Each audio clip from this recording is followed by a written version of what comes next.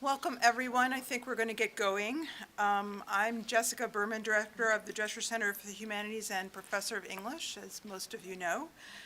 We're delighted to be with you here in person and also virtually. So welcome to all those who are joining us virtually this afternoon. Today's event is the conclusion of our Fall 2022 Humanities Forum. And we're just, we're pretty far into the planning of our Spring 2023 season, and we will be announcing that in probably early January. But I just want to tell you about our first event, which will be February 23rd, 2023. Sammy Schock, who's Associate Professor of Gender and Women's Studies at University of Wisconsin-Madison, will discuss her new book called Black Disability Politics. And in this book, Schock explores how issues of disability have been and continue to be central to Black activism from the 1970s to the present. Prioritizing an understanding of disability within the context of white supremacy, Schock demonstrates that the work of Black disability politics not only exists, but is essential to the future of Black liberation movements. So I hope you'll be able to join us come February and look to the Drescher Center website, dreschercenter.umbc.edu for more information. And you can also always contact us on social media. Before we begin, I just want to make a couple of other announcements. First, I want to acknowledge that UMBC was established upon the land of the Piscataway and Susquehannock peoples. Over time, citizens of many more indigenous nations have come to reside in this place. We humbly offer our respects to all past, present, and future indigenous people connected to this place.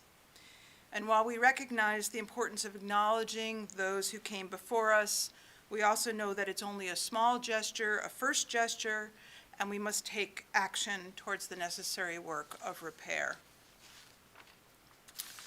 And again, as I mentioned, this afternoon's event is being live streamed and will also be made available on the UMBC YouTube page immediately after the event. And finally, I want to thank the College of Arts, Humanities, and Social Sciences, the Center for Social Science Scholarship, and the Department of Africana Studies for co-sponsoring this Lipitz Lecture, and to invite Kimberly Moffett, Dean of the College of Arts, Humanities, and Social Sciences, to introduce our speaker.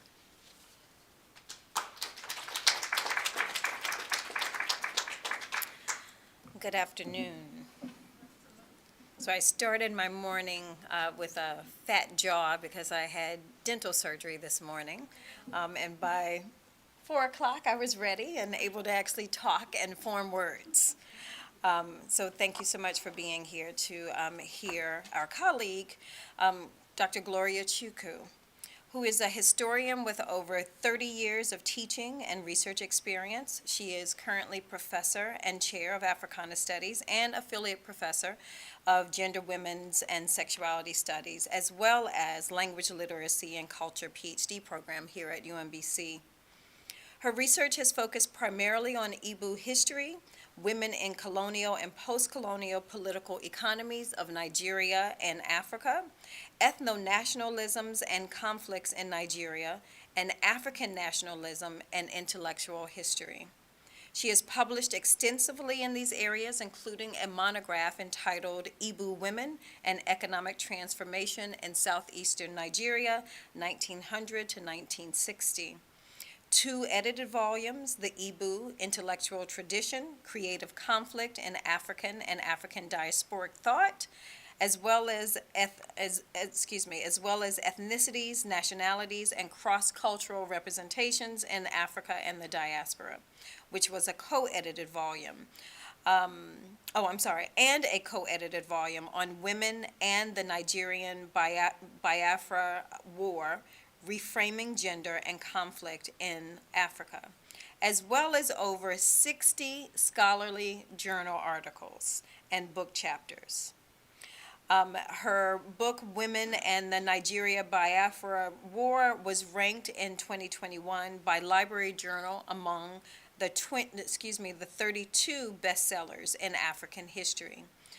Dr. Chuku serves on the advisory board and editorial boards of such journals and presses as the Journal of Genocide Research, History in Africa, Lagos Historical Review, and which is a Taylor and Francis book series on global Africa, and Lexington Books African Governance and Development series.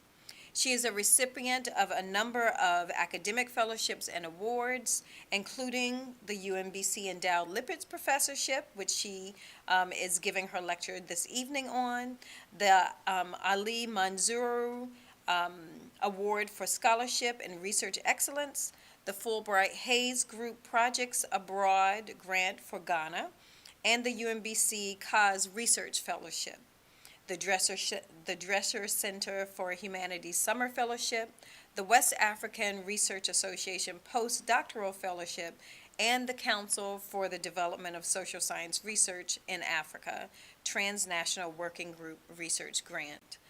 Based on that bio that I've just shared with you, you understand why Dr. Chuku was bestowed the honor of being this year's Lipitz Award recipient, and we're looking forward to hearing her lecture this evening. Thank you so much.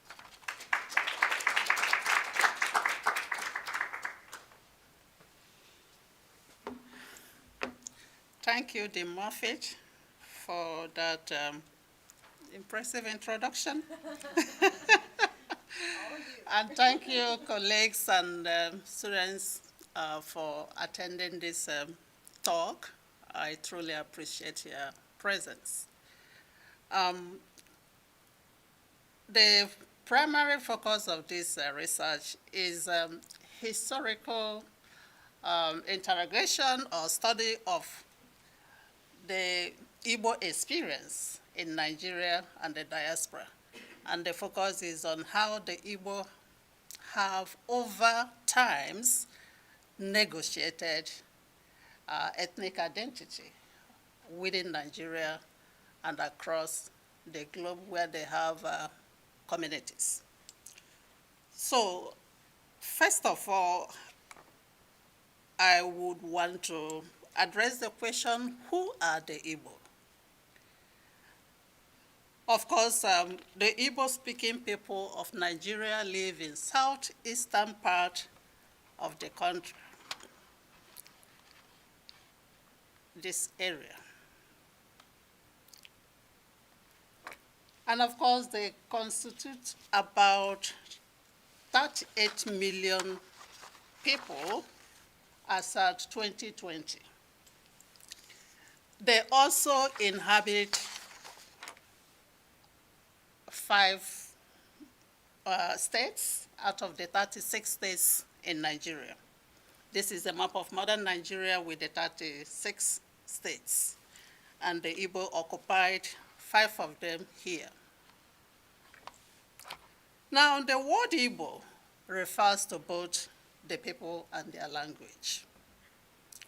According to glottochronology, the Igbo broke away from the Kwa subgroup of the Niger-Congo language family of Africa, and they established distinct socio-cultural and political communities around the Niger-Benue confluence. Unfortunately, this map does not show the River Niger and the River Benue, where the conference, where they joined together, that formed the origin where the Igbo migrated from.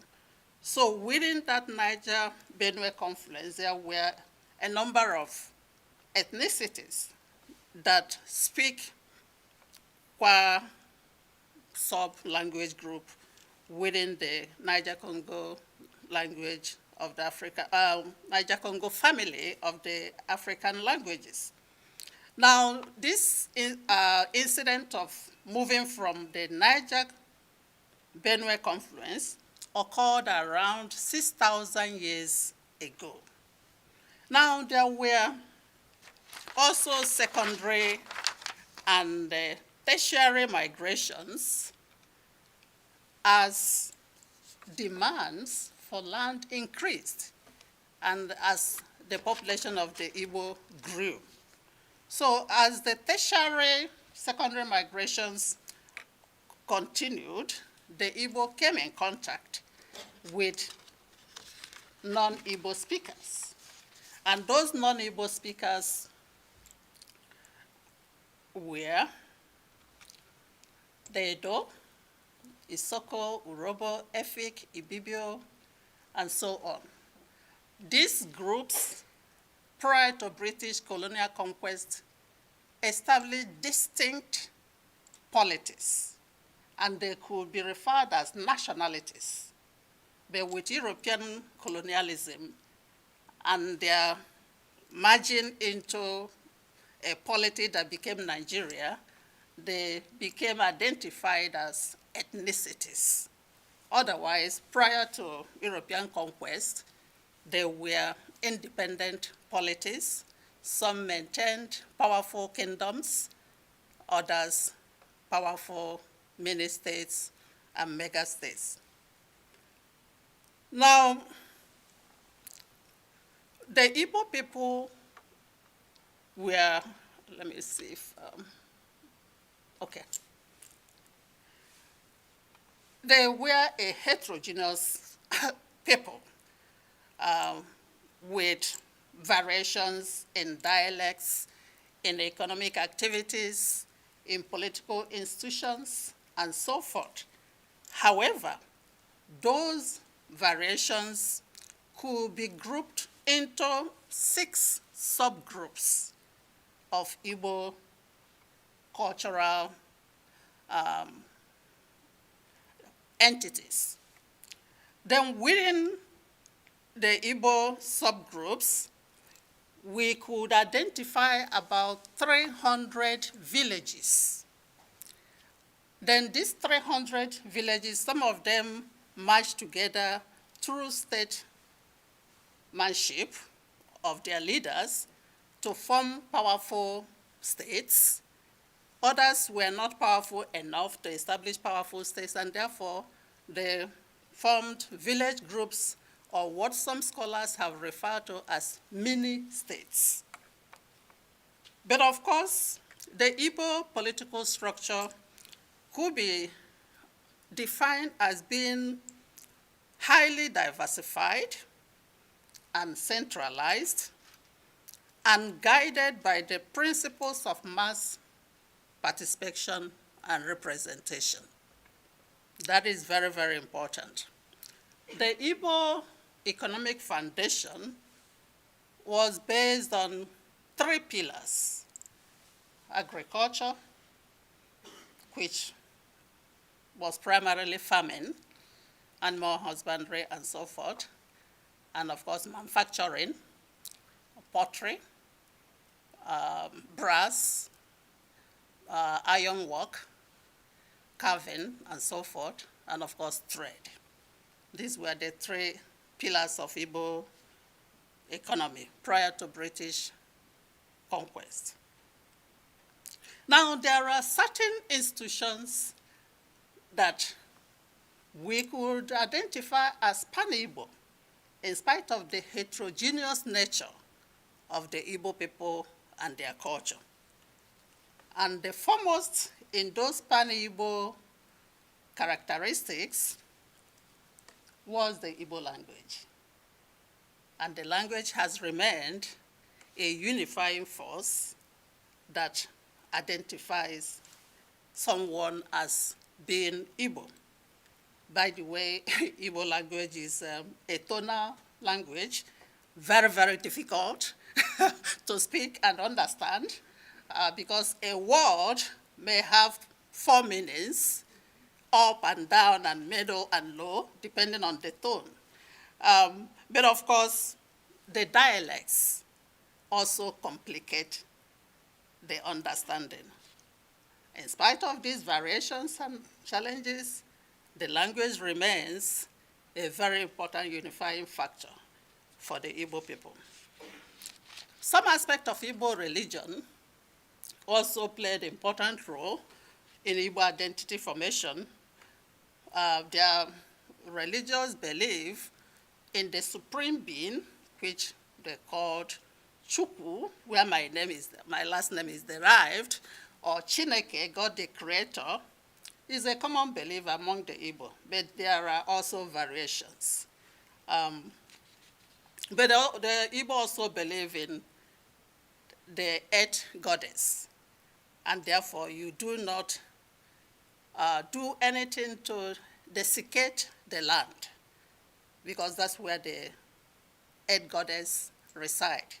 And the earth goddess is responsible for procreation of the people in terms of economic and even human reproduction.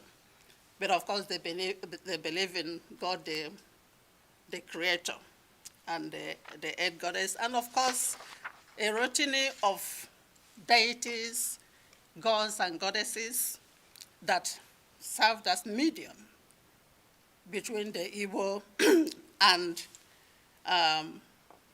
their higher deities. The Igbo also believe in common calendar. That's another aspect of pan-Igbo identity. Igbo calendar is made up of 4 days, according to 4 Igbo market days. And of course, for the Igbo, 7 weeks make a month, and 13 months make a year. That is a unifying aspect of Igbo culture. The people also ritualized and institutionalized certain crops, such as the kola nuts. I don't know how many of you are familiar with the kola nuts. It contains caffeine and sold in some African stores here. But the most important crop of the Igbo is yam, shown there. That's barn of yam. It was the major and the most important crop among the Igbo, identified as a male crop, and as a result, ritualized. Because of the importance of yams, the Igbo celebrate till today New Yam Festival to commemorate the production of yam. And if you are a big yam producer, you are respected. Your status in society is ranked high. So it's a measure of status. And of course, another important crop is cocoyam. Cocoyam is less important compared to yam, and therefore is associated with women. It was regarded as a crop for the poor. But again, if there were women who had distinguished themselves in production of cocoyam, they were respected, and also enhanced their status. Now, there are certain things I want you to know about the Igbo, especially in present times. The Igbo people are highly competitive, very, very enterprising, achievement-driven, open-minded, have a strong sense of community, especially in the areas of responsibility and collective well-being of the people.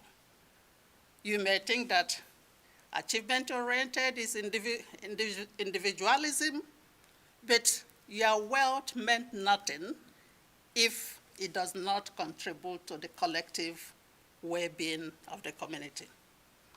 Now, the Igbo marriage institution, also with its variations, serve as a pan-Igbo identity because of certain elements of the institution.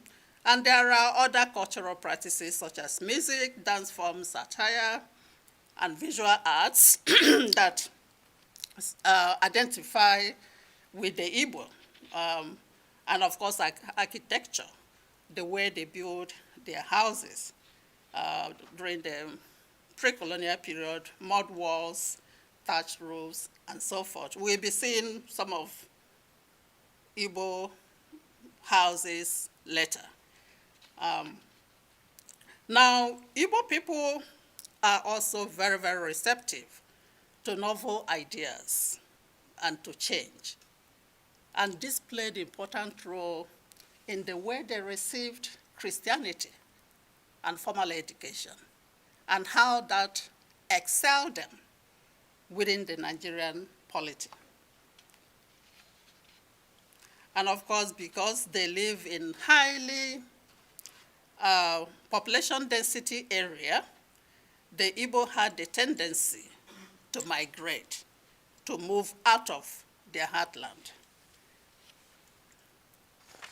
Now, pre-20th century interethnic relations.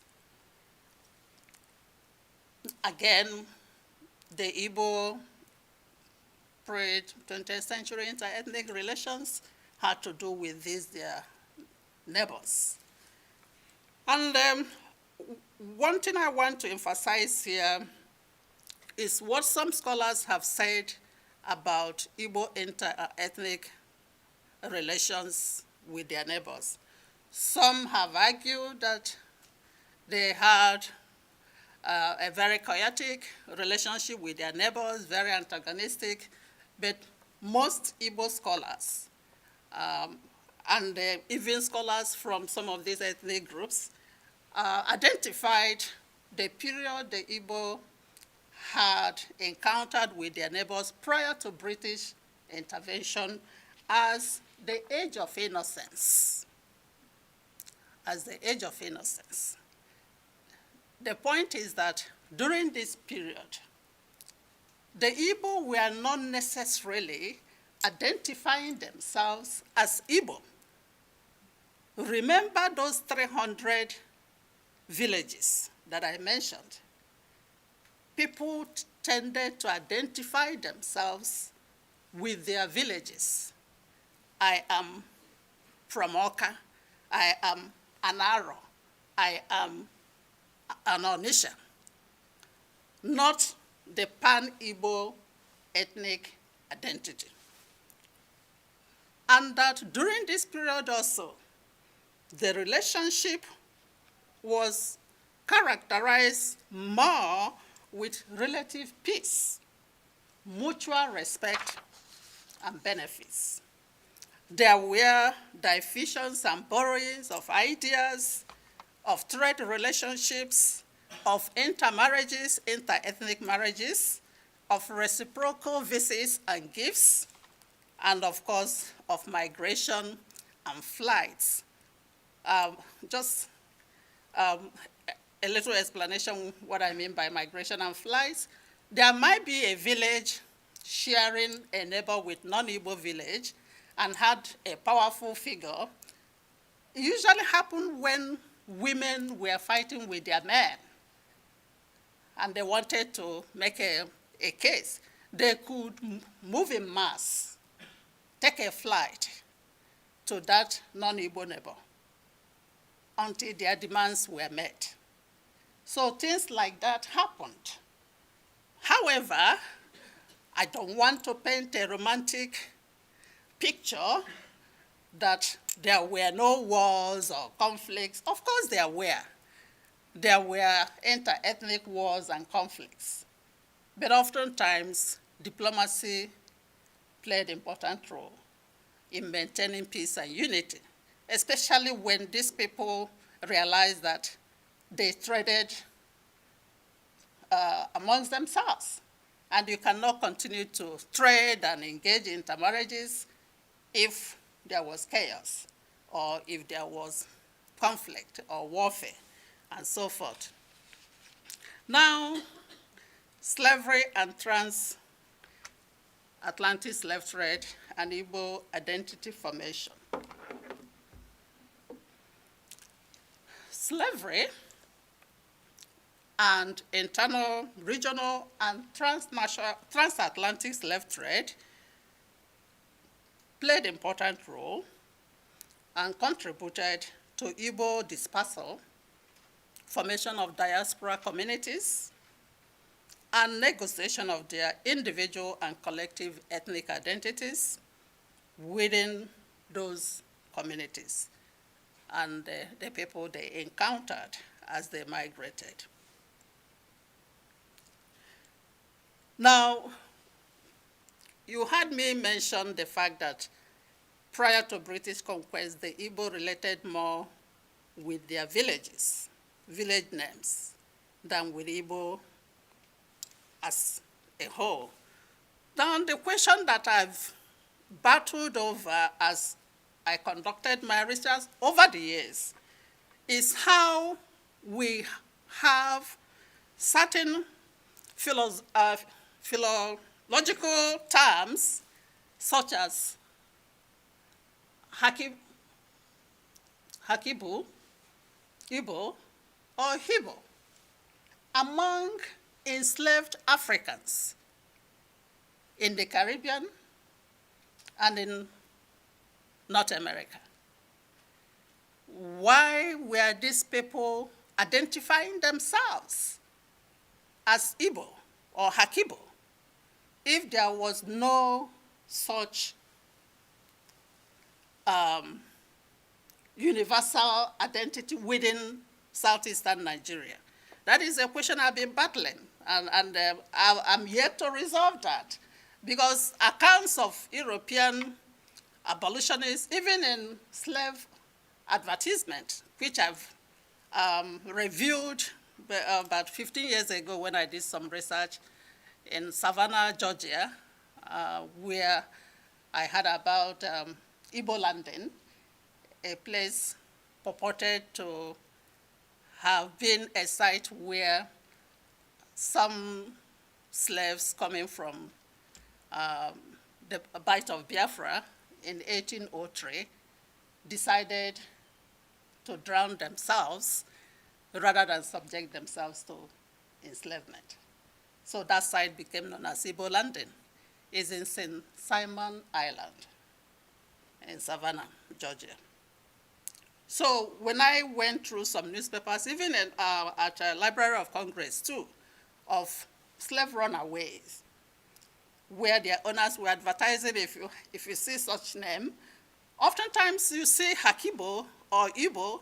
So how did those slave owners come to know about Igbo or Hakibo? So this is some of the things that I'm yet to resolve as I develop my manuscript. But there is no question that the transatlantic slave trade contributed to the establishment of Igbo communities within Africa and across the globe. And many of those examples of such Igbo communities during the era of the transatlantic slave trade could be found in Freetown, Sierra Leone, and Batos, the Gambia. These are West African countries and cities. Sierra Leone, some of you maybe have a little knowledge about African history, was established by the British to resettle slaves, ex-slaves.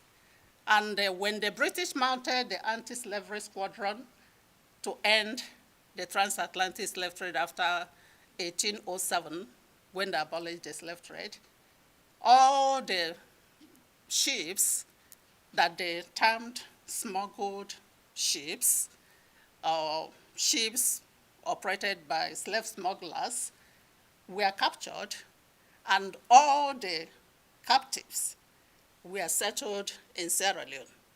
And so Sierra Leone had large Igbo population. And I will say a few things later about that. Now, the Igbo communities were also found in such places as, you may be surprised, Chesapeake Bay areas of Virginia and Maryland. I will come back to Virginia.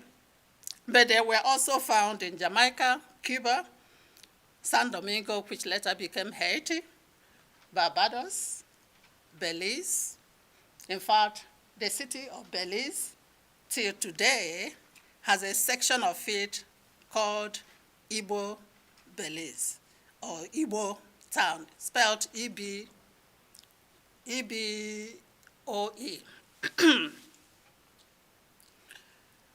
Now, another important aspect of the contribution of the transatlantic slave trade in the formation of Igbo identities and the spread of Igbo population and Igbo culture could be seen within the activities of ex-Igbo slaves. There were some that distinguished themselves and became famous authors and anti-slavery activists. Among them was Olaudah Equiano. Olaudah Equiano was captured when he was about 9 to 10 years old and sold hand to hand until he landed in the United States, where he was bought by a British captain who took him back to England, where he was baptized and converted to Christianity. He, of course, acquired formal education and was able to write a slave narrative that becomes a classic. The interesting narrative of Olaudah Equiano was used by abolitionists as a tool, because in that book, Olaudah Equiano narrated his experience when he was kidnapped, his life, boyhood experience in Igbo society, some of the cultural practices of the Igbo. In fact, that book has about 79 words of Igbo, 79 Igbo words. And so through the interesting narrative, many scholars, activists came to know about the Igbo people, their culture, but most importantly, the experiences of the enslaved and how they use Equiano's accounts as a blueprint to make a case against slave trade and slavery in England. There were other distinguished Igbo authors like Archibald John Montet of Jamaica. He also, in his biography, gave important information about the Igbo. And of course, Edward Blyden, who had Igbo parents who were slaves but later freed themselves. He acquired education, I don't know. He's known for his African personality. He acquired education, went back to Liberia, and began campaigning through his writings. One of the most prolific writers of African descent in the 19th and early 20th centuries. In fact, he's regarded as the forerunner of Pan-Africanism because of his work and activism. Then the other distinguished Igbo scholar of the 19th century was James Africanus Hutton, again, a military officer, surgeon, scientist, author, magistrate, you name it. His base was, of course, Sierra Leone. And of course, finally, Reverend John Christopher Taylor, who was also among the recaptives that was settled in Sierra Leone. In fact, I will say a few more things in the next slide of the role he played in the Christianization of Igbo land.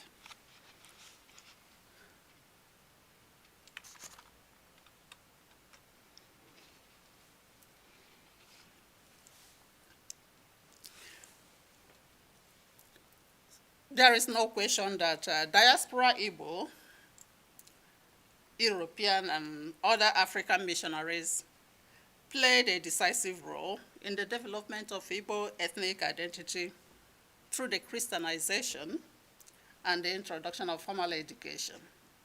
in Igbo homeland.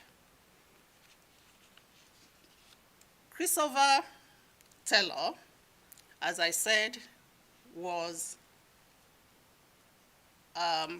his home was Sierra Leone, but he studied and of course converted to Christianity, the Church Missionary Society, and in 1857, with a group of other missionaries, they landed in Igbo heartland and introduced Christianity in Igbo society. That was the first time the Igbo embraced Christianity, 1857. And of course, with Christianity came pioneer schools, because the Christian missionaries pioneered the introduction of formal education. So they built schools. And of course, schools produced the first lettered Igbo elite.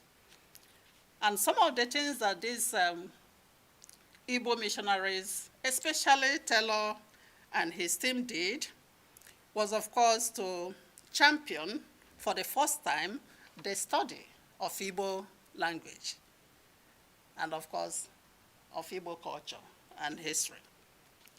But, of course, the products of the schools they established and developed played an important role, too.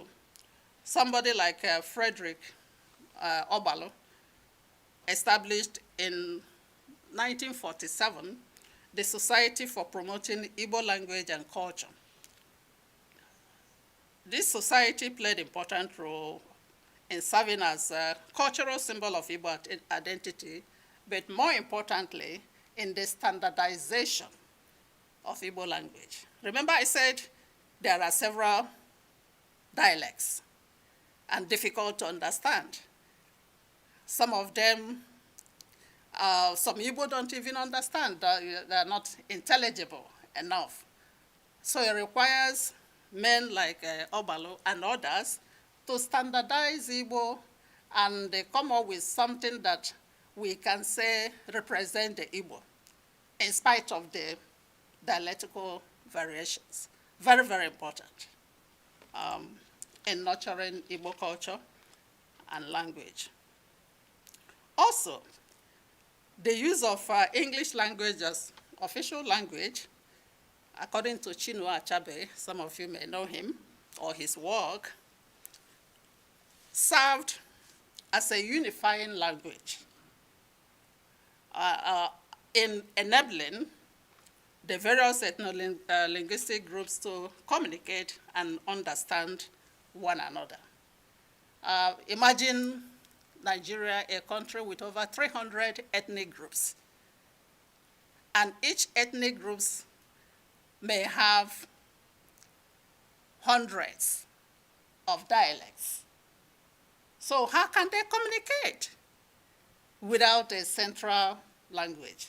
So English language played an important role in bringing various groups that constitute Nigeria together. And this was experienced in federal government colleges that were established. And the primary purpose of establishing federal government colleges was to serve as a unifying factor to bring various ethnic groups together and to begin to nurture the spirit of consciousness or national consciousness among Nigerians and minimize the ethnic cleavages that many Nigerians practice. Other important institutions was the University College Ibadan, which was established in 1948. And of course, after that, a lot of universities followed.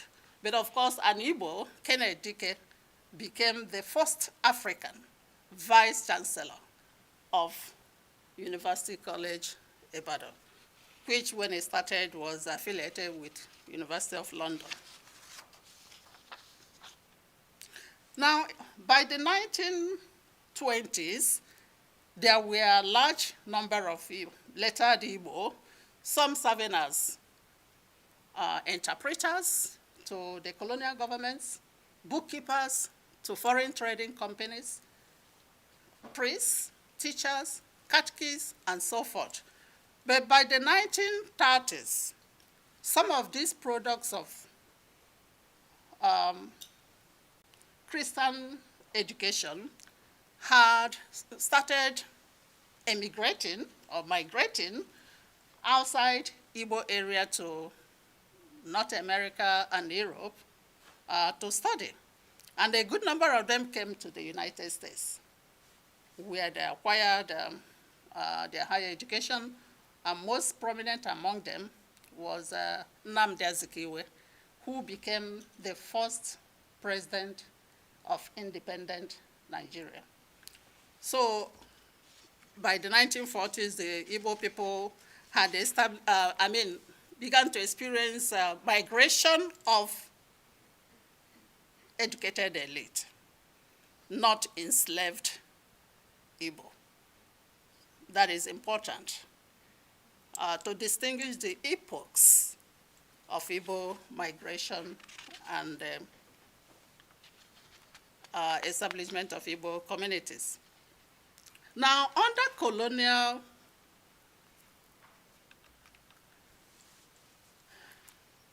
under British colonialism,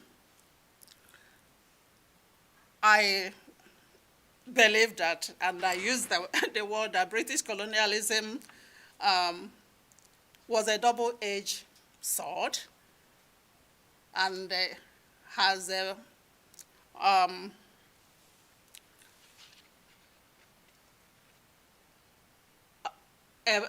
paradoxical effect on the Igbo in terms of ethnic relations.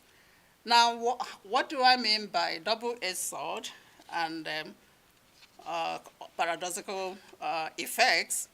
On one hand, British colonialism increased ethnic interaction. And as Igbo people migrated outside Igbo land to non-Igbo areas, mainly cities and towns, where there were job opportunities and businesses, they interacted with Nigerians from other ethnic groups. And the more they interacted with Nigerians, the more they became more conscious of their Igbo identity. And of course, there were a number of positive policies that engendered movement of the Igbo and other groups. Such policies as infrastructural development in terms of roads, bridges, and so forth, and increased urbanization and past Britannica, because there must be law and order for people to move freely from place to place. These were important changes that came with British colonialism that facilitated movement of people, movement of ideas, and movement of goods. Now, as I said earlier on, when the Igbo migrated and encountered other populations, they looked for their own. They sought for belongingness. They sought for help. They used their old kinship network to settle in their new location. And they also have to find a way to compete for the resources where they migrated. After all, something drove them to migrate. And so in order to maximize the opportunities that the British colonial government created, the Igbo people began to form self-help organizations. Those self-help organizations played an important role. If you are an Igbo and you want to say you are living in Baltimore and you want to move to New York, you don't just move to New York on your own like that. You have to ask questions. Do we have Igbo in New York? Can that Igbo in New York accommodate me until I find a home? Can that Igbo in New York help me get a job? Can that Igbo in New York help me start a business, or where to start a business, or where to live? These are important questions immigrants ask. And as they address these questions, they bond and strengthen their ethnic consciousness and ethnic identity.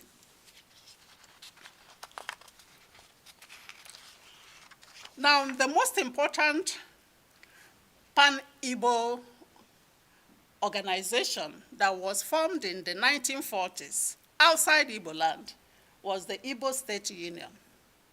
The Igbo State Union served as a cultural organization, but also played a political role because their leaders were politically conscious. By the 1940s, the Second World War had ended, and the demand for independence had begun.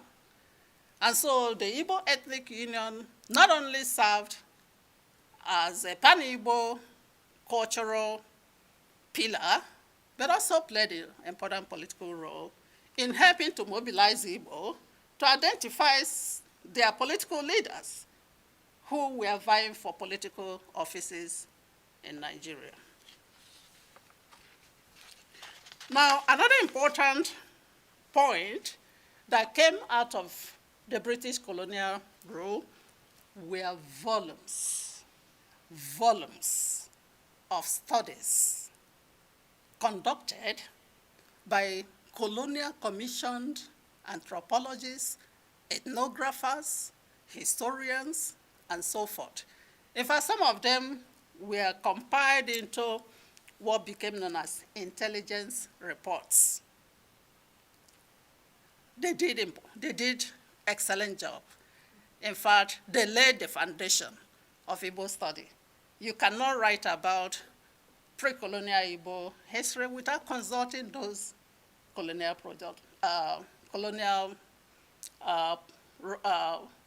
volumes or write-ups, but of course you have to do that cautiously because of language barriers,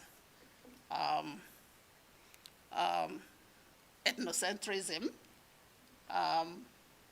which affect the choice of words, and so forth. But no doubt, those volumes played an important role. And as they write about the Igbo people later came to read about them. People they didn't know that existed, because we have to factor in the limitation of movement prior to construction of roads.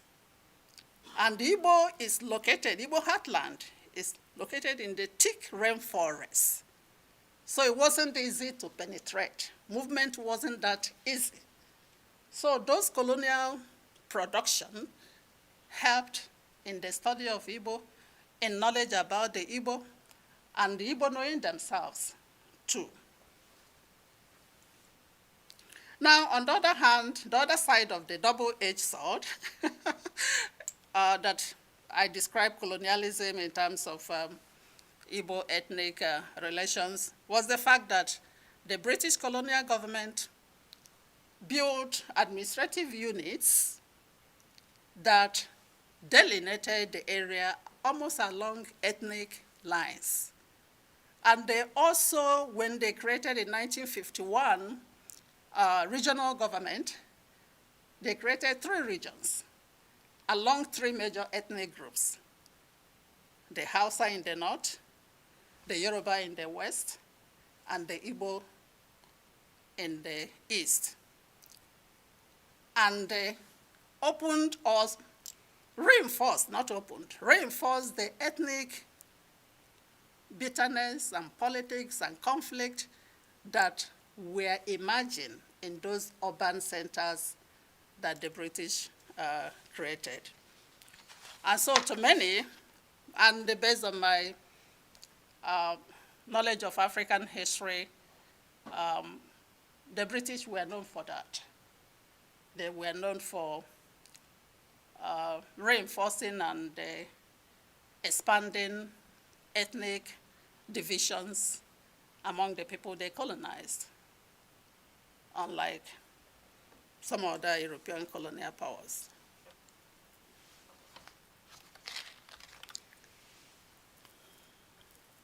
Now the decolonization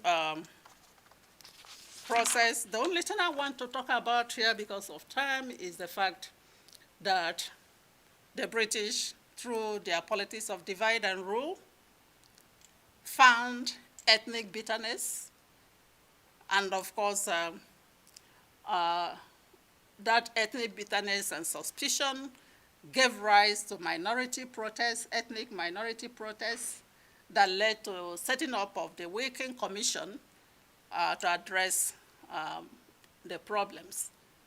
And most importantly, the period of the 1950s was a period of decolonization in Nigeria.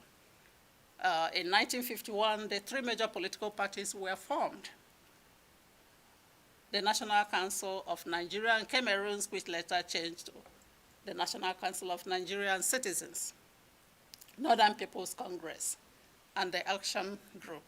Unfortunately, these three major political parties were formed and towed ethnic lines. The NCNC became identified as Igbo party. The Northern People's Congress became identified as Hausa party. And the Action Group became identified as Yoruba party. And of course, the politicians, you know how they play things, how they inflame divisions as long as they achieve their political goals. So ethnic bitterness expanded. Ethnic conflict and suspicion became reinforced.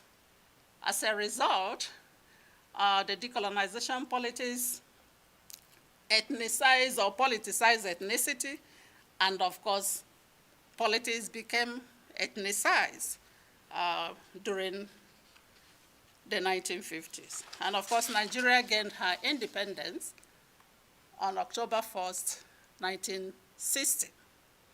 And you would think, with independence, that things will temper down. But no, no, no, no, no. Ethnic bitterness continued. In fact, ethnic suspicion and bitterness were so inflamed that it led to 2 military coups. The first one led by Igbo young officers in January 1966. And when that happened, major Hausa and Yoruba political leaders were killed.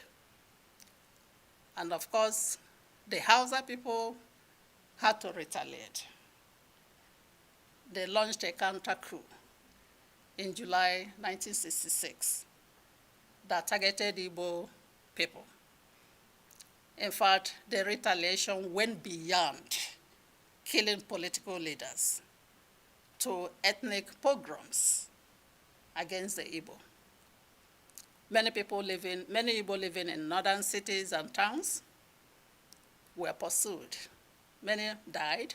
Lucky ones came with lamed arm or leg and so forth.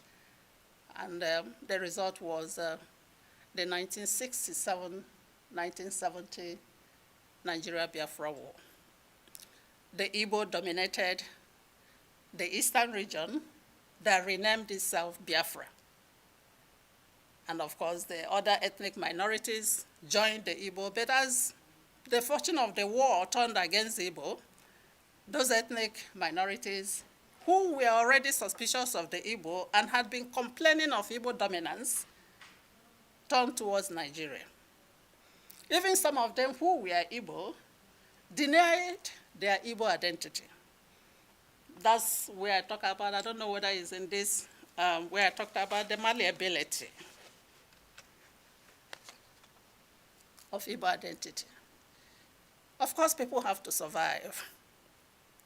During the war, when Biafra was losing, was shrunk to an enclave made up of people, children who were starving to death. Others who were not in the heart of Igbo land, changed their identity. They claimed they were no longer Igbo for the experience, for the political and economic experience. And that didn't change after the war. But of course, what the war did was bringing the Igbo together more than ever. The war led to Igbo solidarity. The Igbo felt that they were targeted. In fact, some Igbo scholars claim that acts of genocide occurred against the Igbo because the Nigerian military government adopted starvation as a tactic, and many Igbo died in millions. But another thing that the war did was that it led to Igbo migration. You would think, how did they have time to do that when Nigeria pursued embargo on air, land, water, and Biafra shrank in size. And so how did the people move? That's where the humanitarian efforts came in, international humanitarian efforts. Some American Peace Corps members who were youth, who were in their 20s, serving in Nigeria when the war broke out, some of them were repatriated back home or evacuated, but the courageous ones came back, serving in Biafra, trying to save Biafran children. So what happened was that some planes were allowed to fly into Biafra. And when the starvation became overbearing, you see the pictures. The international community outcry led to the flying of some Igbo children out of Biafra. And they landed, they were taken to Gabon, some Equatorial Guinea, and some of them are still living there. But many of the children were returned when the war ended. There were also other Igbo who were already in the diaspora, who mobilized, seeking for help, exposing the atrocities in Biafra. And of course, the war brought them together to do that. Now, post-war Nigeria and the Igbo. Well, the war didn't end. Ethnic suspicion, fear, discrimination, or even conflict, they continued. In fact, Nigeria continued to experience pervasiveness of ethnic consciousness in everyday life of Nigerians. And of course, the Igbo continued to accuse the government of neglect and marginalization.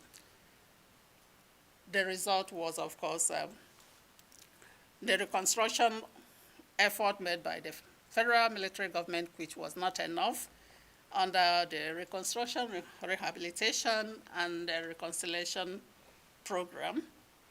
But the same government upheld the claiming of Igbo properties in those towns where they ran away from. The Hausa, who dominated northern Nigeria, and of course some of the ethnic minorities in southeastern Nigeria who had accused the Igbo of domination, occupied their property and refused to give them up. In some areas, they demanded that the Igbo show their papers. How could you show your papers when you ran away? When you left without anything? And so it has been a problem and a thorny issue in Nigerian politics. But the federal government did some important things to minimize ethnic tension and elevate national consciousness. They established a program at the National Youth Service Corps, which every graduate must spend 1 year serving in a state other than their own. Once you graduate, you are posted to a state where you spend 1 year interacting with the local people to understand them. The government believed that would help. And of course, there were arts and cultural festivals and competitions that were aimed at building that national awareness and sense of belonging of Nigerians rather than identifying solely with their ethnic origin. On the part of the Igbo, they also embarked on reconstruction of their communities, of their homeland that was devastated by the war. They pursued a cultural renaissance, which was championed by Igbo intellectuals and organizations such as Ohaneze Igbo, which is a pan-Igbo social-cultural organization that often plays political role too. The Igbo also renewed their commitment to Igbo studies. In fact, in 1979, they established a pan-Igbo lecture series known as the Editorial Lecture. Prominent Igbo scholars gave lectures about the Igbo people, various aspects of Igbo life and history. But of course, Igbo youth remained restive. They remained unsatisfied. They claimed because of joblessness, because of access to education, to resources, that the federal government has continued to neglect their homeland and Igbo people. And so in 1999, a group of Igbo youth established what is called Movement for the Actualization of the Sovereign State of Biafra. They wanted to break away from Nigeria and re-establish Biafra, where they thought they would fare better. Now in 2015, another youth movement, Indigenous People of Biafra, was established. In fact, this organization went far because it was one of the leaders were operating from UK, and they had a radio station, Radio Biafra, that helped to spread about what they see as maltreatment and neglect of their people and so forth. Again, all these activities help to increase Igbo consciousness and Igbo identity. Now, the last slide. Generations of Igbo diaspora since the 20th century. I've talked about the first generation Igbo diaspora that came as a result of the transatlantic slave trade. I mentioned the 1920s, 30s, when the first lettered Igbo moved outside Igbo land. But of course, Igbo migration didn't end in the 1940s. It has continued. What happened was political and economic conditions in in Nigeria, determine how the Igbo respond. But of course, recent generations of Igbo migrants were highly literate, highly educated, highly driven. So amongst them were nurses, professionals, university professors seeking for a job. And of course, in the United States, there are quite reasonable number of Igbo people in such cities as Houston, Chicago, Detroit, Washington, D.C., Suzokoro, did an excellent work. Her book focuses on Igbo Women's Association in Washington, D.C., Baltimore corridor. Even though they left Igbo, they're still connected with Igbo homeland. That's why I kept on using the word diaspora, because they never really left.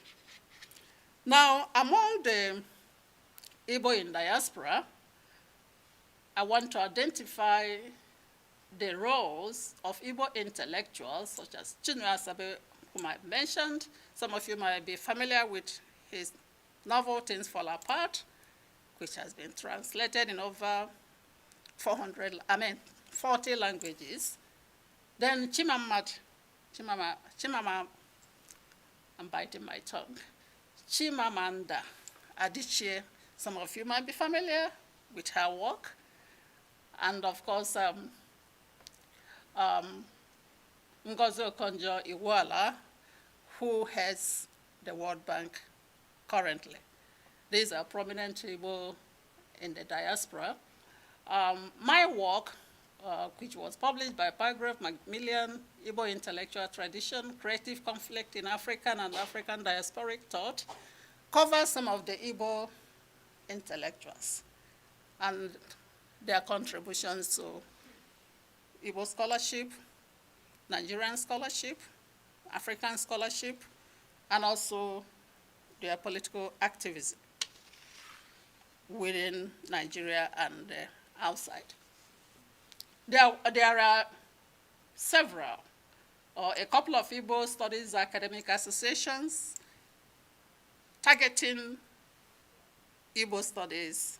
Members write about Igbo people, and of course, they organize annual academic conferences. We have Igbo Studies Association in the US. There are a couple in UK and other parts of Europe. There are also Igbo town ethnic and cultural organizations, Igbo youth organizations, such as Igbo Unite. These are all in the diaspora. These are not in Nigeria. And all these organizations embark or conduct or pay for Igbo language instructions. There are Igbo services. Let me show you. This is a picture of Igbo, one of the Igbo women's organization in DC. And the middle one is the celebration of Igbo annual New Yam Festival. Remember the yam? In Dublin, Ireland. The other one, I am in that picture, was taken at the Cathedral of Incarnation in Baltimore. It was one of the Mother's Day services. That's how Igbo women who belong to Mothers Union dress. And so this, you see the replica, the nurturing, the maintaining of Igbo culture outside Igbo land in the diaspora. And of course, as enterprising group, remember what I said about the Igbo, very enterprising. They have businesses in China, in Japan, in Taiwan, you name it. They are everywhere. And wherever they are, they organize cultural festivals, masquerading, and other activities. So,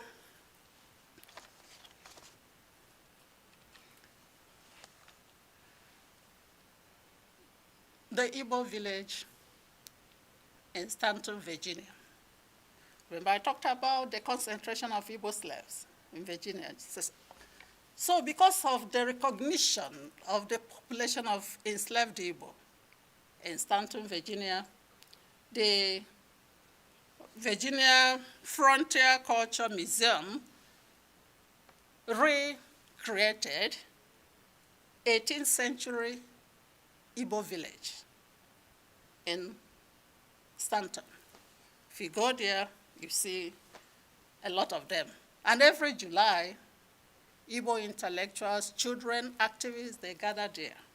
In fact, a number of African Americans who have identified themselves through DNA have been there to be reabsorbed through certain ritual performances into Igbo lineage or Igbo ethnic group. And of course, Igbo marriages have continued to enrich Igbo culture. And Nollywood movies, Nigeria has Nollywood just like America has Hollywood, is it? And so Igbo movies were produced in Igbo language and English. That made it easier for people to understand Igbo language. In fact, a friend was sharing with me a few years ago that he was in Ethiopia and had some Amharic speakers speak Igbo. And he asked them, have you been to Igbo? They said no. Then how did you know how to speak Igbo? They said through Nollywood movies. So, in concluding remarks, Igbo ethnicity has remained a means for the people's self-definition, negotiation, and integration into Nigerian polity. There have been continuous and concerted efforts by the Igbo and their governments to nurture and protect Igbo language, cultural practices, and institutions at home in Nigeria and across the diaspora, and also to educate their young and others about the rich Igbo heritage. Thank you.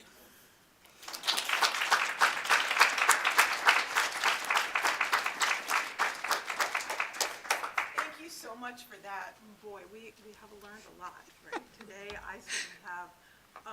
I know that there are questions, and I want to just open up the floor for anybody who wants to ask questions or make a comment.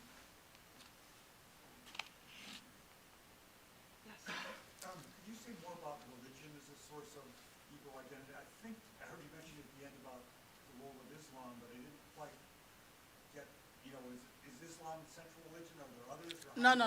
As a source of conflict, too. Can you say Yeah. more about that? Well, every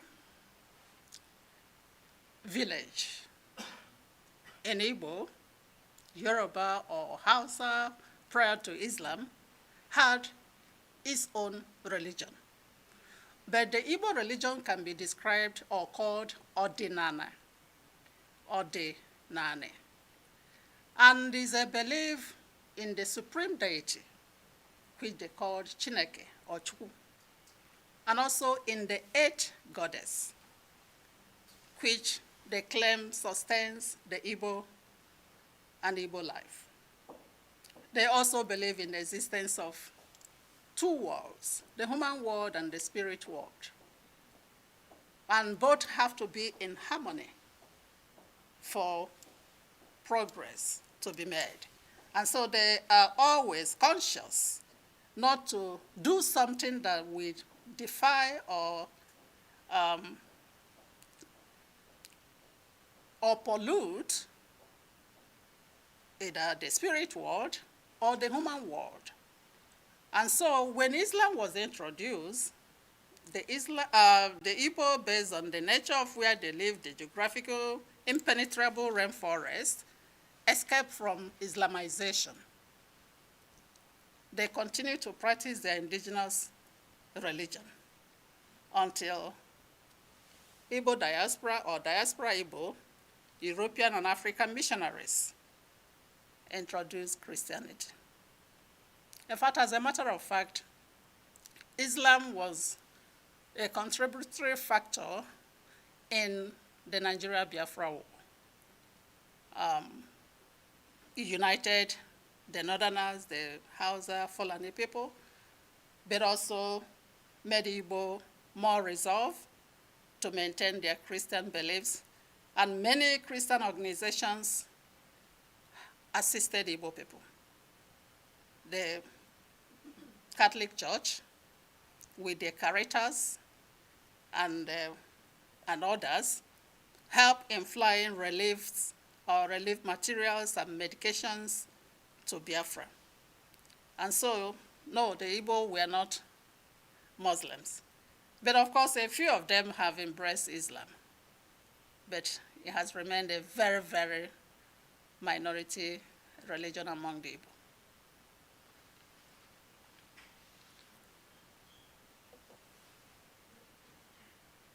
I wanted to ask, you spoke at the very beginning about enslaved people who came to the U.S. and maintained some sort of Igbo identification and that you found in the documents, reference to ethnic identities, Igbo ethnic identities. Enslaved advertisements, yeah.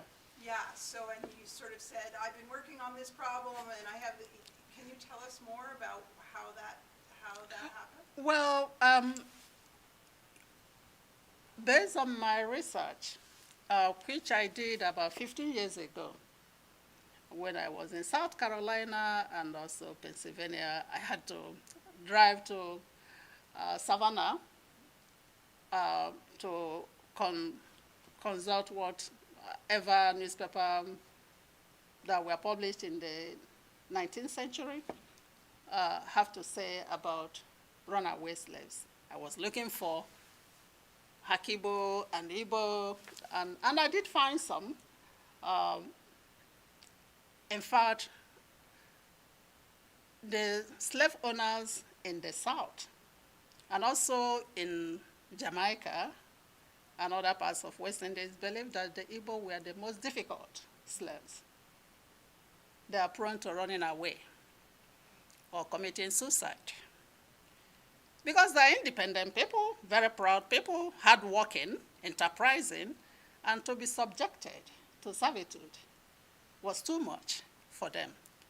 So what I came to conclude is that because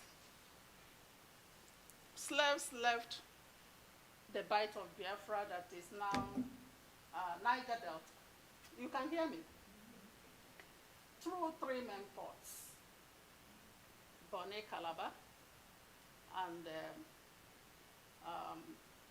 Ellen Calabare.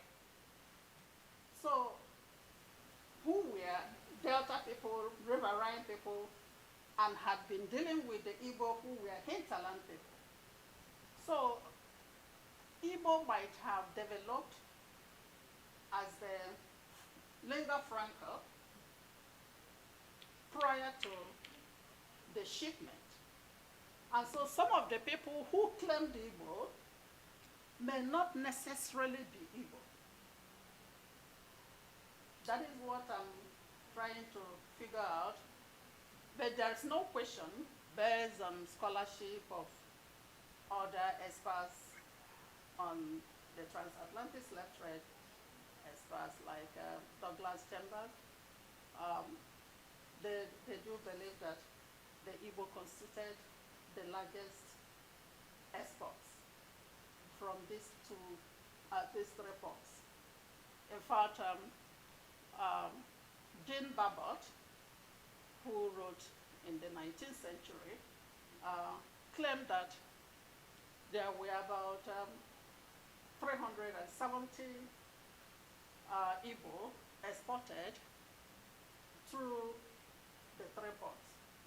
Others, like trying to remember his name, another English scholar and traveler, he engaged in 10 voyages between 1780s and 1800. I think I might have his name, but he claimed that within a period of 20 years,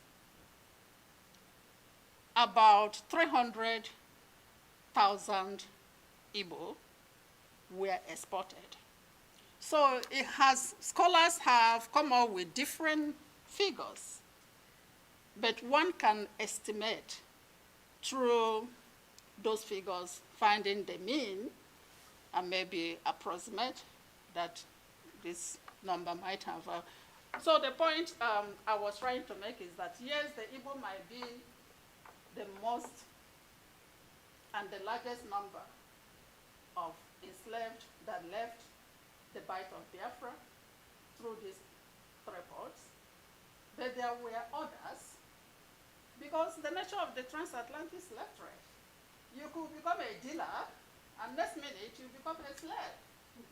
So among the Ibibio, the Efik, and those other Igbo neighbors, they also became victims and were also sold into slavery. I hardly find any of such names, but I did find Calabares, which I translate to mean Calabar,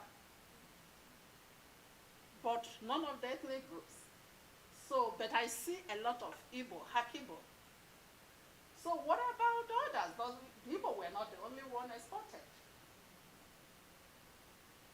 So that's, that's what I was talking about, that it may be a situation of conjecture or extrapolation based on existing figures or data.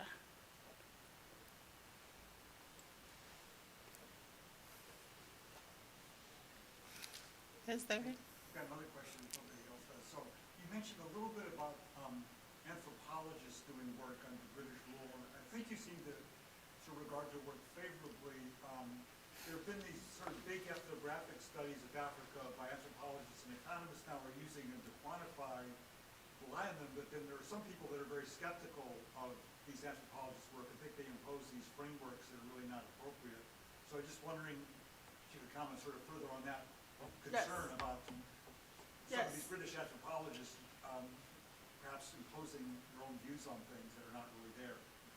Yes, I remember saying that you know there are important volumes that scholars have used them with open eyes, critical eyes, comparing what are in those volumes with other sources, oral traditions, material culture of the people, linguistic evidence, and so forth. Yes, those works have problems. I did mention Eurocentrism, I did mention language barriers, and so forth. And so yes, you can use them wholeheartedly, but they do contain important information that complement other sources.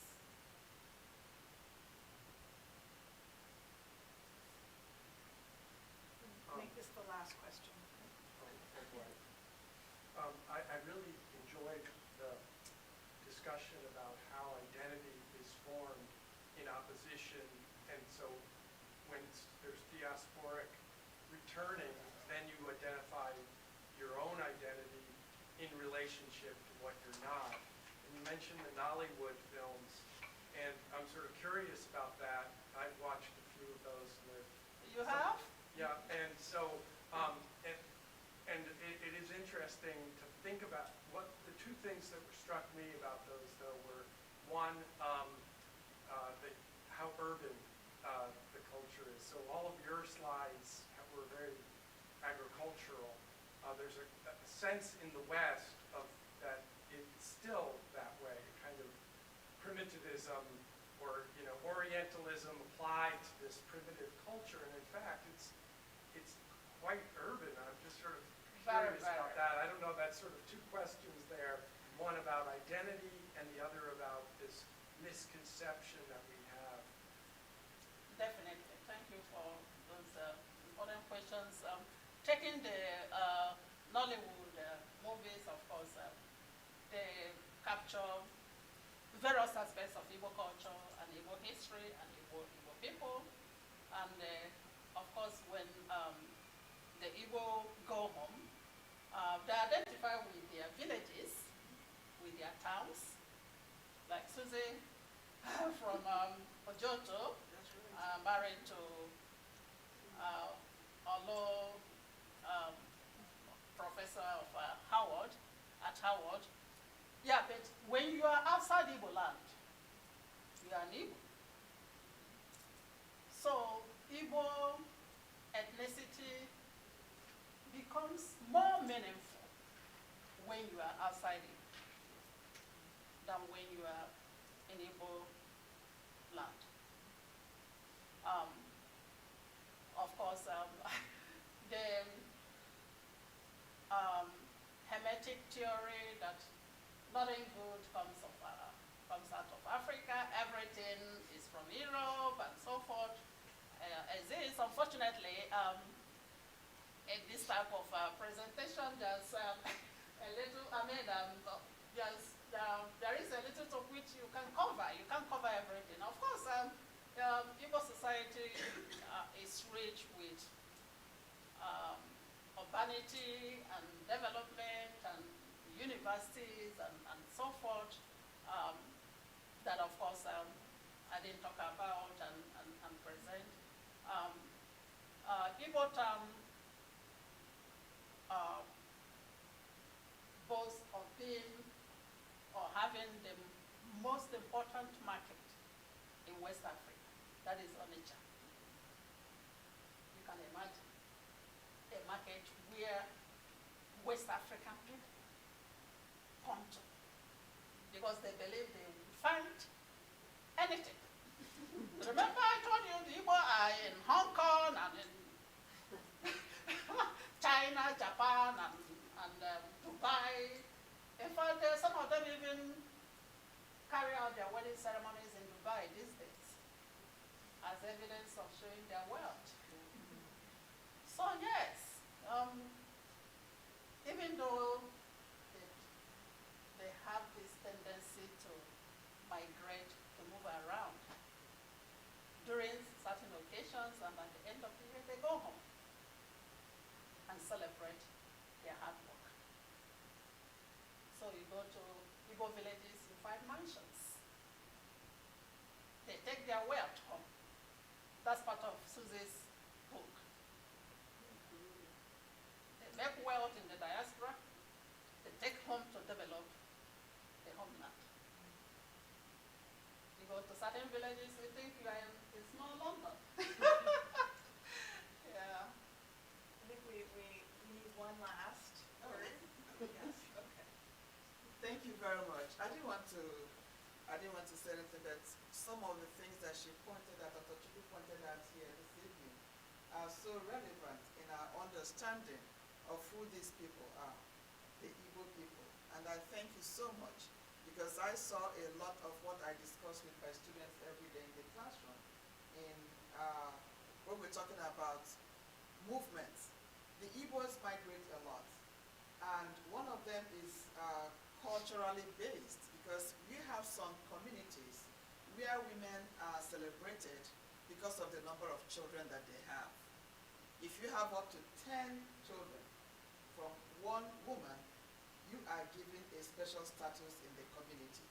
And they don't have a lot of space.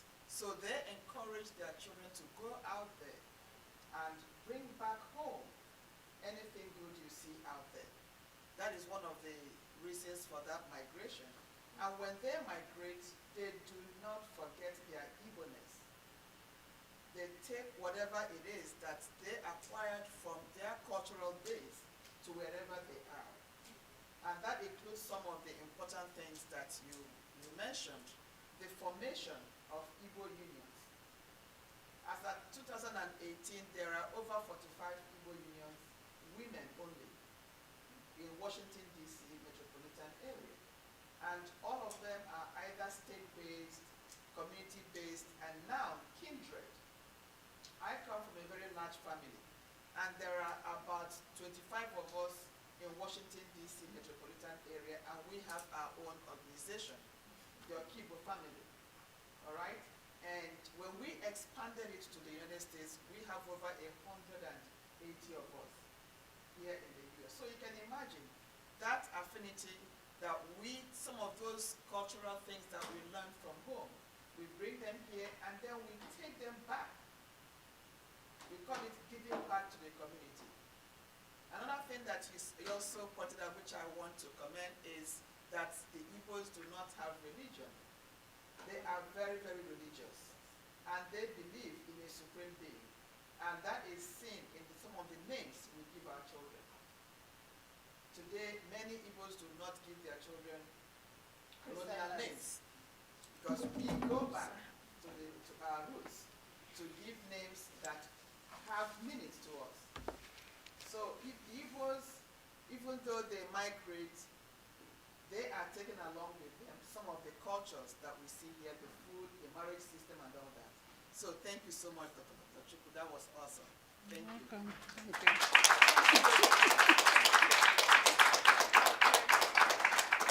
We have a nice reception in the back, so please join us and we can continue talking about this.